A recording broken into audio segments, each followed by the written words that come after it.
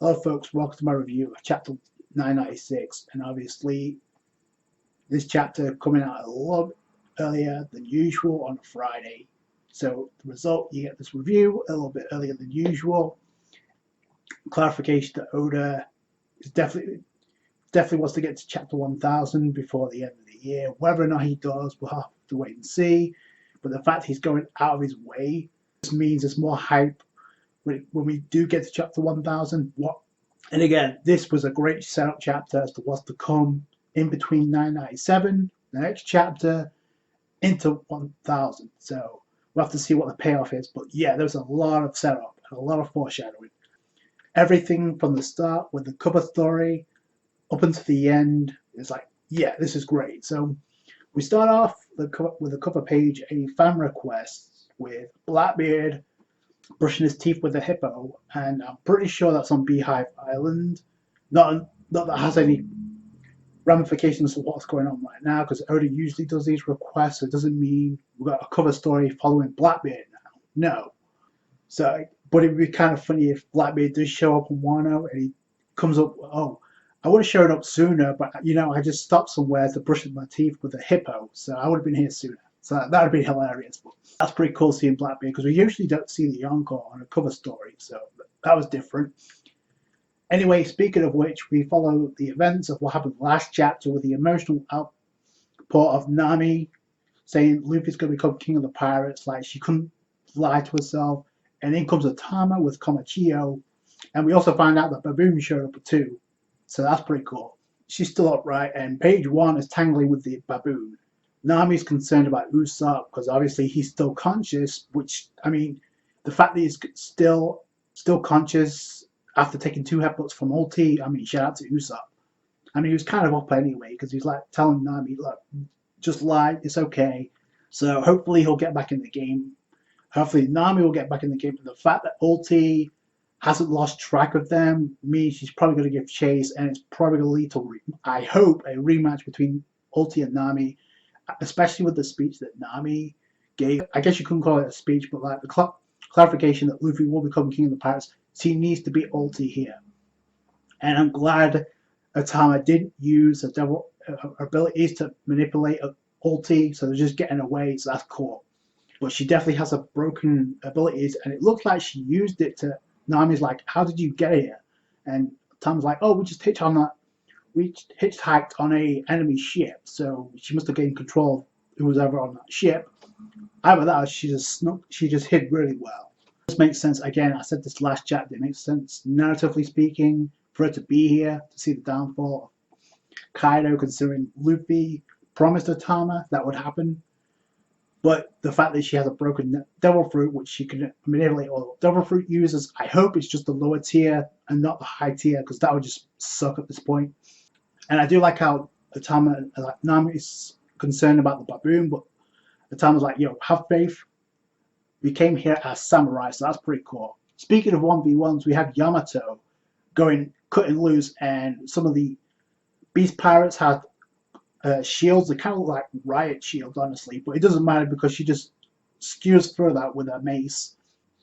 Again, the more we see of Yamato, the more it speaks to her character, and the more we see of her character, the more not gonna lie she tends to be. So whether or not Luffy extends the hand, I think he will, especially with what we saw in this chapter. Shinobu's like, yo, if you are a samurai, just forget about me, take Momonosuke, and Yamato responds by saying, Kazuki Oda would never do that.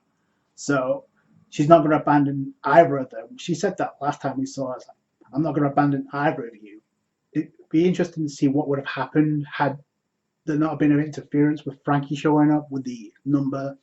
Because Sasaki was getting ready to go serious against Yamato, who's obviously somewhat tired at this point.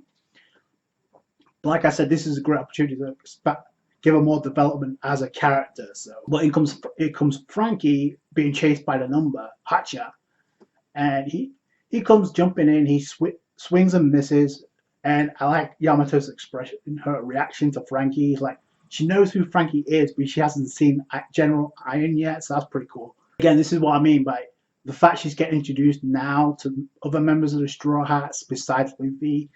in order to become a Nakami, you have to be kind of accepted by the rest, I would think. So the fact that Frankie's already kind of like trusting Yamato to take care of Momonosuke while he takes care of business, it looks like, because Hacha the number makes a hole through the floor because he swings and misses at Frankie.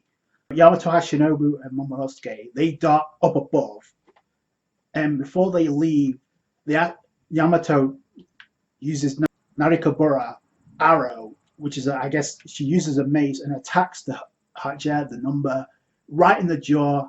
It looks like a one-hit KO. It's like they're going to go up to help to join up with Luffy, or at least to go to the top to where Kaido's at. But this kind of sets up, in my opinion, Frankie versus Sasuke, which I didn't expect, which would be kind of cool. The cool thing about this hole being put on the floor, it looks like it's a gigantic hole. So this could be a good way for not only Yamato, Momonosuke, and Shinobu to get up there, but also other members of the Straw Hats to also get up to the top quicker. Because you heard what Zoro said in the previous chapter. He wants to get done with the whole getting the antidote for Chopper, because he wants to get up to where Kaido's at. He's like, he wants to help out Kinemon as well. So this is a creative way for Oda to like possibly get other members of the Straw Hats up there. So then we go to the most interesting part of the chapter. We go to the second basement of the floor, which is below the first floor, so it's the second basement. So we see Law, and he's carving up one of the guards, and we actually find out is the basement does in fact contain the raw poneglyph. It looks like the raw poneglyph there. Law finds it, so I guess the theory of Law finding the poneglyph in the basement was accurate. He was in the basement all along. And while this is going on, you have somewhat of a flashback between Corazon and Law about him mentioning the fact it was a D. The D are known as enemies of gods, and this, we find out, revealed this to Robin at some point. So my true name is Trafalgar D. Waterlaw. Your alias, that's right. So we find out that Law actually did tell Robin about this because I guess he wanted to know what was up with the D. Turns out she doesn't know herself, which she finds interesting. But that speaks like a Law, and I guess you can chalk this up to being a Law Robin moment, because Law says you're the only one I could trust, and which is interesting because I don't even know if Luffy knew about this. I don't know if Luffy knew about this, about Law being a D, or if it did. I think Robin said this, like, he doesn't care about that stuff. So that's kind of interesting to me. But that's cool. He trusts Robin to tell her that, and she says, "I don't have the info for you," which makes up Law's mind that, hey, Kora, I've made up my mind. I want to know the meaning of this check of fate. Now I can only possibly speculate. He means the fate of D. So what this does, and this is brilliant on the part of Oda, because now it's like, is Law going to survive Wano? What happens at post Wano? Because all the theories been pointing up to Law sacrificing himself for Luffy, for the Straw Hats. So here it doesn't make it so obvious anymore, and I think this is brilliant on the part of Oda. It wasn't set in stone that Law was going to sacrifice himself anyway. It was kind of up there just because of what we've seen thus far. But the fact that this happened was a smart move. And so it could mean that Law survives, or it could be a double bluff where Law finds the meaning by the end of Wano. We'll have to wait and see, but I thought it was pretty smart. Law's obviously seen the poneglyph. I don't think he can read it, which means Robin also has to see the poneglyph too, because she's the only one who can read it. So maybe Law's going to pull a shambles, get to where Robin's at, and tell her, hey, can you read this out? So, because they need it, because for two reasons. Because another thing that pops up to mind is if Law wants to find the meaning of D, maybe he's going to find that out by the time they get to Laughdale. So the only way to do that is to read what's on the four-rod poneglyph. That'd be kind of cool. Law pulls a shambles, gets Robin there to read it. Over to the third floor, and obviously they're making their way up to where Kid and Killer's at and this crew. And you can tell this is where the hype begins. Like, you see parts, you like see swords and everything gathering around where Kid's at, because he's using his magnetism to like create a huge ass arm. So, and I love his reasoning for this. Like, do you think we got enough enough ammo? And Kill's like, you can never have enough ammo against the Yonko, against the strongest pirate. Yeah, good answer. So I think that if you look at the hand, that's just as big as the one he used on Udon. So that's going to be insane because Kid, like, he's not messing around. So, and you can tell this is just hype building for when the supernova, not just Luffy, get to where Kaido's at, and that could be what happens at 1000. Again, I said previously that it's possible that Luffy may get up there before chapter 1000, and maybe the rest of the supernova show up by 1000. The only ones that would be missing is a Rogue and Bonnie. They could show up. It's still possible. We'll have to wait and see. But Kaido taking a swing, and we find out with his mace, we find out that Kinemon is like, he's the last one to get clobbered. But you see the rest of the scabbards look like they're down and out. Whether or not they remain out, we'll have to wait and see. There could be a case of where some of the scabbards get back up and challenge Kaido before Luffy gets there, because there's nothing stopping Kaido from going down now, but other than plot device. And just if things were bad enough, like I said last chapter, like, oh, Big Mom may be nerfed, but she's coming into the battleground, so that's not good. So Big Mom's back, she comes flying in, and the shot of the Straw Hats and X Drake is priceless. And even Scratchman who's like, wait, what the fuck? So, and Big Mom's like, don't worry, I'm only interested in going up to where Kaido's at, which immediately the betrayal flags go up. The red alerts go up for a betrayal, because why the hell is she so insistent to get to where Kaido's at? Shouldn't she be more focused on where Luffy's at? But that raises an interesting question, what Big Mom's going to do. I said she's a wild card. Anyway, we get to the second floor, which means Kid is a floor ahead of them.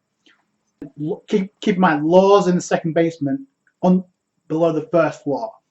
But that's not a problem. Like I said, he can easily use his shambles if he wants to, if Oda wants him to do that. But the fact that Law was the one to fight the road Ponegliff means he's going to have some type of huge role. We see Jinbei, Luffy, and Sanji. They're taking care of business. Like, they're KOing Beast Pirates like it's no problem. Luffy's more focused about running ahead.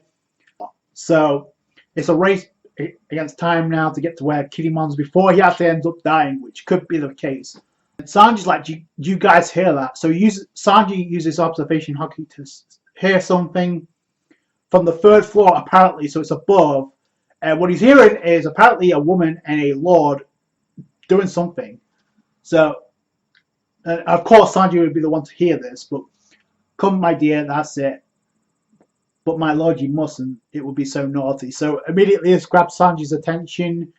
So this could be where they steamroll up to the third floor, where they also join up with Kid, but be a trap by Queen, but I don't think so. So what do you think this could be? And I'm curious why Sanji's the one to hear about this. Maybe he's going to have a fight with Queen on the third floor. Possibly. The Hatchet, the number, made a gigantic hole in the floor where Momonosuke, Yamato, and Shinobu. I'm pretty sure some of the other Straw Hats are going to use that to get up. Possibly. So that'd be kind of cool. But yeah, that's how the chapter ends, with Sanji using observation hockey. I don't know what this means, if we're going to get introduced. Do you think it's possible this could be a Black Maria? I don't think so. But and also, it could be not only where the Supernova ally team up on the top of the roof with against Kaido. We could also get the Straw Hat reunion, because it seems like most of the Straw Hats right now are going to where Luffy's at, where they're going to where Kinemon's at. So, I mean, you can connect the dots. Like I said, if Big Mom is going up there now, it's like, holy shit, what else is going to happen? So, yeah, this is going to be crazy. You also have Marco. Post my thoughts. Please tell me yours in the comments below. I thought it was a great chapter, a great setup, hype building chapter for sure. But possibly could lead into 1000. So that's it for today, guys. Thank you so much for watching. Like the review if you did. Hit that thumbs up. I appreciate that. Helps out the channel with these reviews. Subscribe to the channel for more One Piece. Catch you guys later. Thanks, guys. Bye.